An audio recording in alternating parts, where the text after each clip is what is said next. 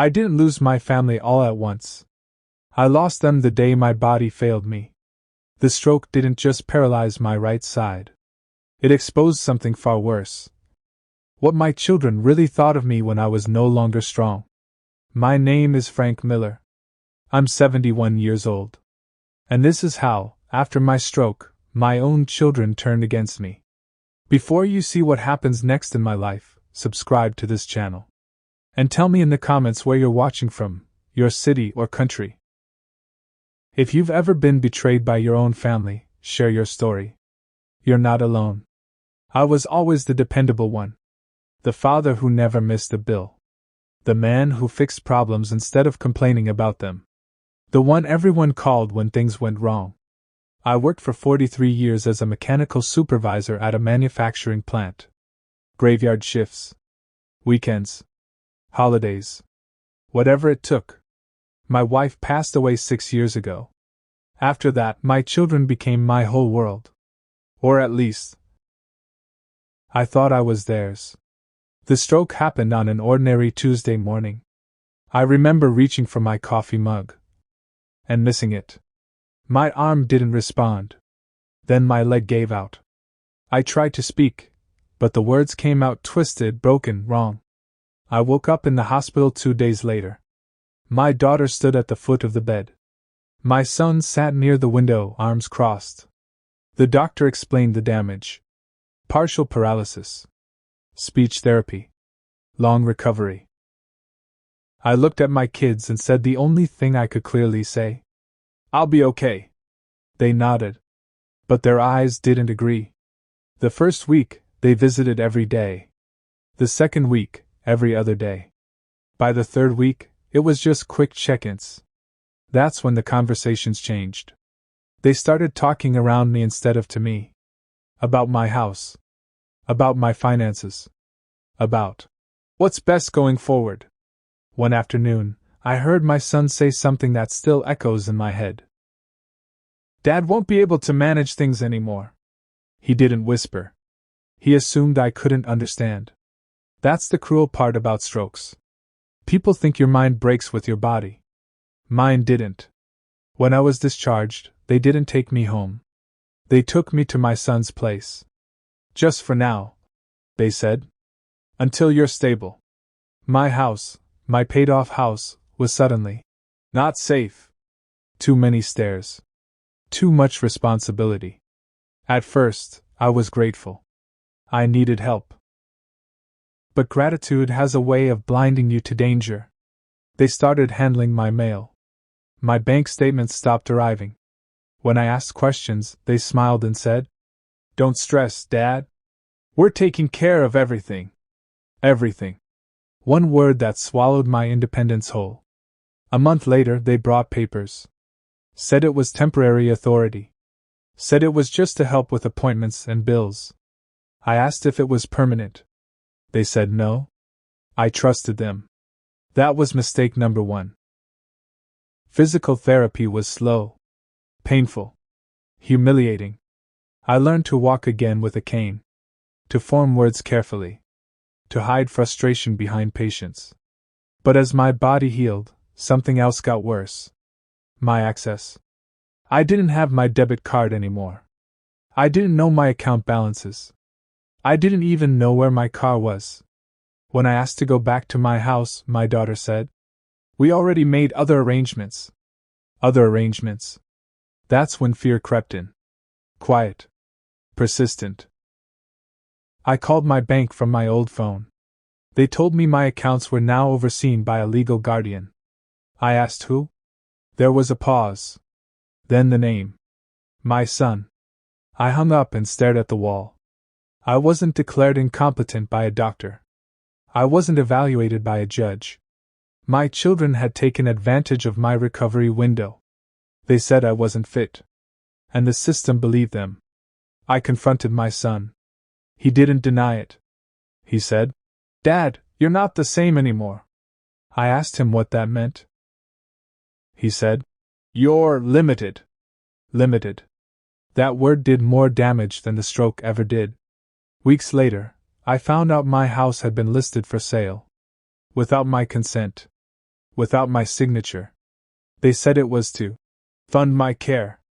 But I wasn't in care. I was sitting right there. Alive. Thinking. Watching. The betrayal wasn't loud. It was administrative. Paperwork. Decisions made without me. Smiles that felt rehearsed. They weren't stealing from a man. They were rearranging assets from a problem. And that's when something inside me hardened. I realized this wasn't about help. It was about control. And if I didn't act soon, I wouldn't just lose my house. I would lose my identity. The day I realized I was officially powerless didn't come with a warning. It came with a locked drawer. I tried to open the small cabinet where I kept my important papers, birth certificate, property deed, insurance files. The key was gone. I asked my daughter where it was.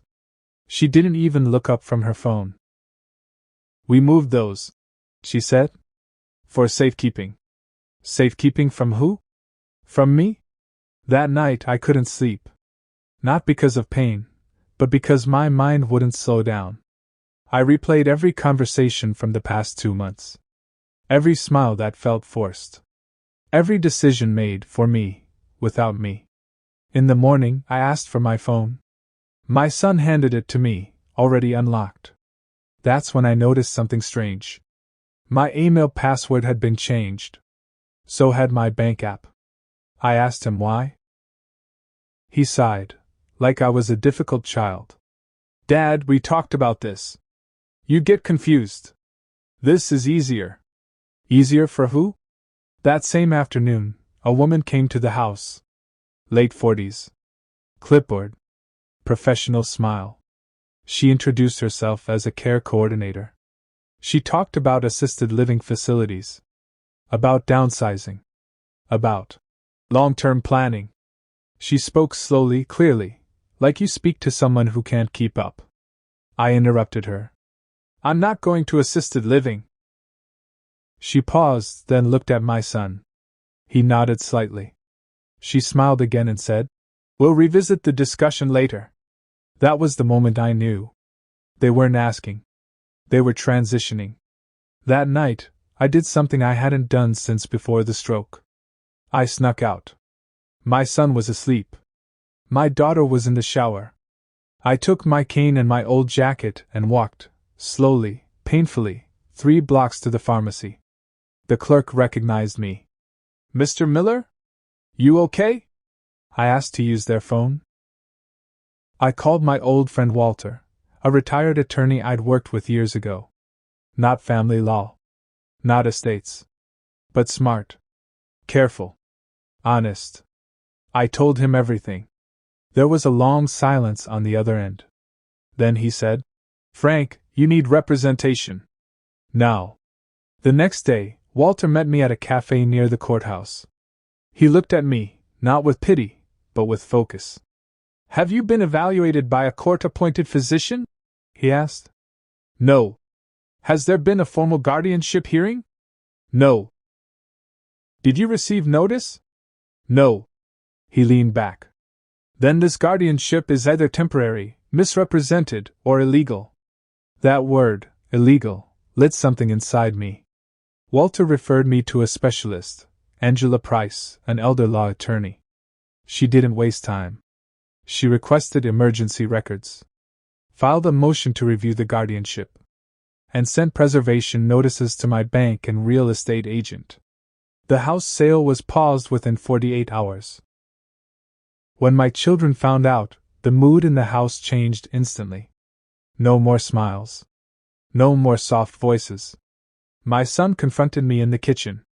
"You went behind our backs," he said. I looked him straight in the eye. "You went behind my life."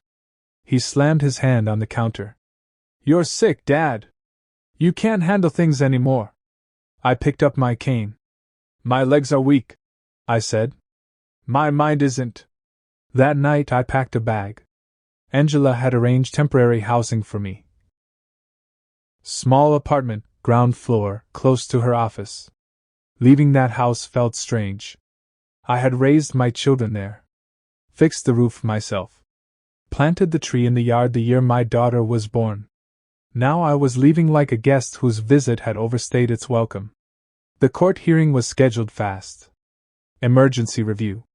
My children's lawyer argued that I was confused, emotional, vulnerable. Angela asked the judge for a simple thing: an independent medical evaluation. The judge agreed. The evaluation took 3 hours. Memory tests, logic puzzles, financial reasoning, conversation. At the end, the doctor smiled. "Mr. Miller," he said, "you've had a stroke. Not a cognitive collapse." His report was blunt. No dementia. No incapacity.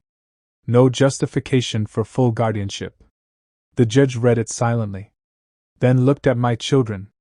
"Explain why this court was not informed of this evaluation before control was assumed." Their lawyer shifted. He talked about urgency, concern, safety. The judge wasn't impressed. The guardianship was suspended pending full investigation. My accounts were unfrozen. Control was returned, temporarily, to me. Outside the courtroom, my daughter cried. She said they were just scared. That they didn't want to lose me. I believed they were scared. I just didn't believe that fear justified what they did. The investigation uncovered more. Unauthorized withdrawals. Consultations with a realtor before any medical determination. Emails discussing asset transition, weeks after my stroke. One message from my son made my stomach drop. "If we don't act now, we'll lose the chance." The chance? Not to help me. To take over. When Angela showed me the email, she didn't soften it. "This isn't concern," she said. "It's planning." That's when the case changed. From misunderstanding to abuse. Charges were discussed. Civil first. Possibly criminal. My children stopped calling. Stopped texting. I received one message from my son.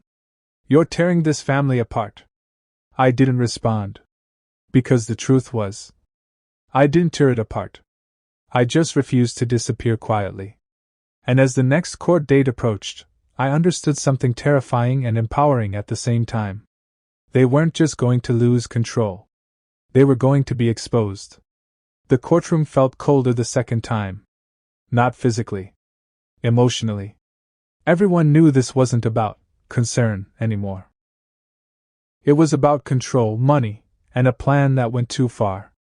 Angela sat beside me, calm and prepared. Across the aisle, my children avoided my eyes. The judge opened with a warning. "This court takes abuse of guardianship very seriously." Those words mattered. Angela began by laying out the timeline. The stroke. Immediate restriction of my access. The rushed paperwork. The planned sale of my house.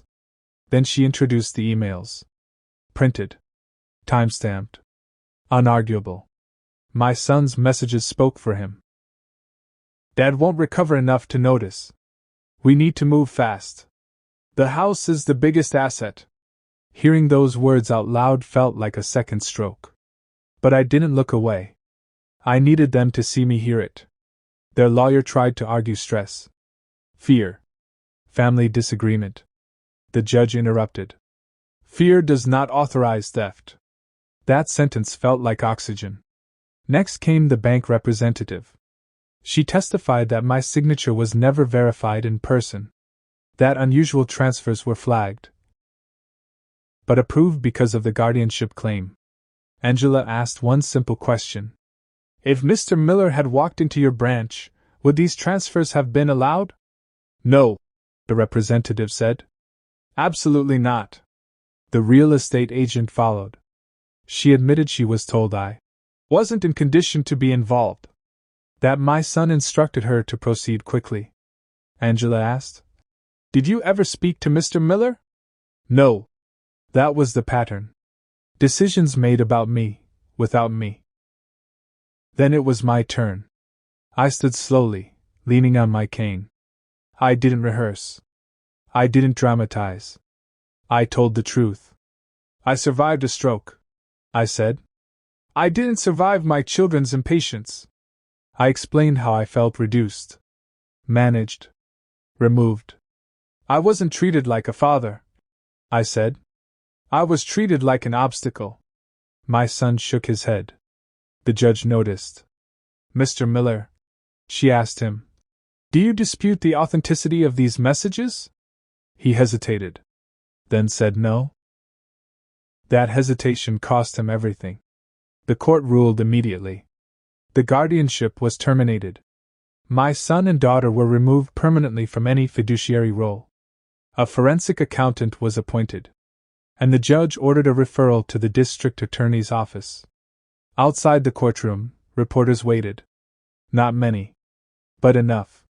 The headline didn't say, "Family disagreement." It said, "Elder abuse alleged in guardianship case." That night, my phone rang. It was my sister, who had stayed quiet through all of this. She cried. She said she should have stepped in sooner. I told her silence doesn't mean guilt, but it does leave space for harm. The forensic review took weeks. The findings were worse than I imagined. Money moved through intermediary accounts. Consultations with estate planners without my consent. Attempts to modify beneficiary structures. They weren't just reacting to my stroke. They were redesigning my future. Angela told me we had options. Civil lawsuit. Criminal complaint. Settlement. I asked her what she'd do. She said, "I'd make sure this never happens to you, or anyone else, again." I filed the lawsuit.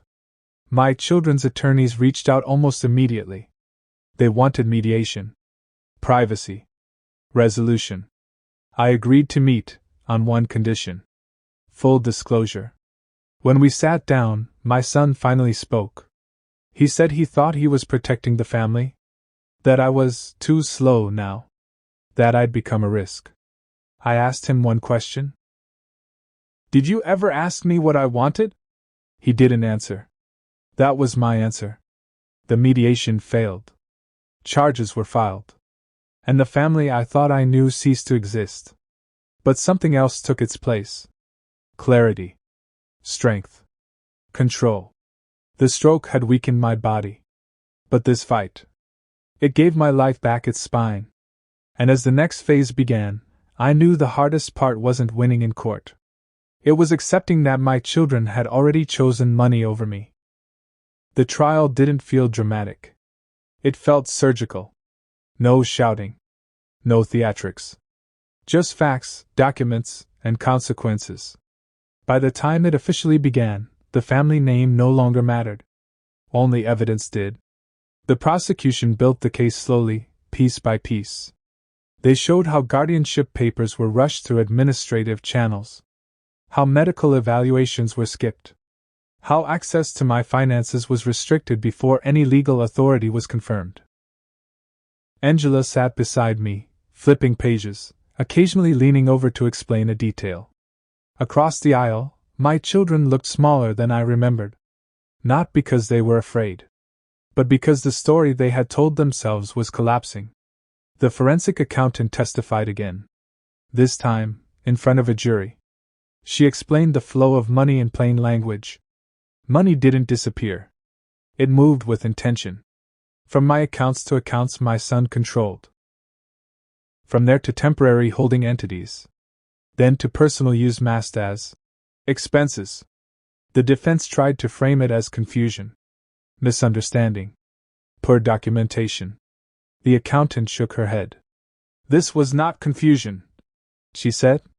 "This was strategy." That word echoed. Strategy. Next came the medical expert. He explained stroke recovery in detail. Motor impairment.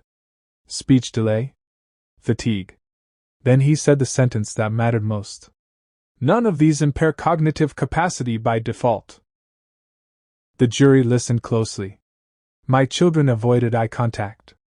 Angela called me to testify again. This time, she didn't ask about pain or betrayal. She asked about intent. "What did you want after your stroke?" she asked. I answered honestly. "To recover. To go home. To live." The prosecutor ended with a single question. Did you ever consent to losing control of your life?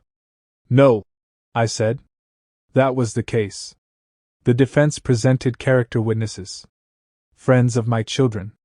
Colleagues. They spoke about stress, responsibility, fear. The judge allowed it, but reminded the jury. Good intentions do not excuse illegal actions. During closing arguments, the prosecutor didn't raise her voice. She said, "This case isn't about a stroke. It's about what happens when someone decides another person's life is no longer theirs." Deliberation lasted 2 days. I spent them quietly. Walking short distances. Resting. Thinking. Not about revenge. About relief. When the jury returned, I felt ready for anything. The verdict was clear. Liable. Guilty. Responsible. The civil judgment restored what could be restored. My house returned to my name. Funds ordered repaid. Restrictions placed on future contact and control. The criminal sentencing came later. My son was convicted of elder financial exploitation and fraud. My daughter, less involved but complicit, received probation and mandatory restitution. The judge addressed them directly. "You saw vulnerability and treated it as opportunity." No one argued. Outside the courtroom, cameras flashed. I didn't speak. Some stories don't need commentary. Life afterward felt unfamiliar. Not because of loss, but because of quiet. No constant explanations. No paperwork surprises. No forced dependence. I moved back into my home. Some things were missing. Furniture sold. Tools gone. Memories disrupted. But the walls were still mine. I reopened my life slowly. Physical therapy in the mornings. Walks in the afternoon. Evenings with books and silence. People asked if I missed my children. I told them the truth. I missed who I thought they were. But I accepted who they chose to be. One afternoon, months later, I received a letter. My son apologized. He said prison gave him time to think. He said he hoped I could forgive him. I folded the letter and placed it in a drawer. Forgiveness isn't denial. It's distance without hatred. I changed my estate planning. Independent trustees. Medical directives with safeguards. No ambiguity. I also began speaking at community meetings. About guardianship abuse. About rights.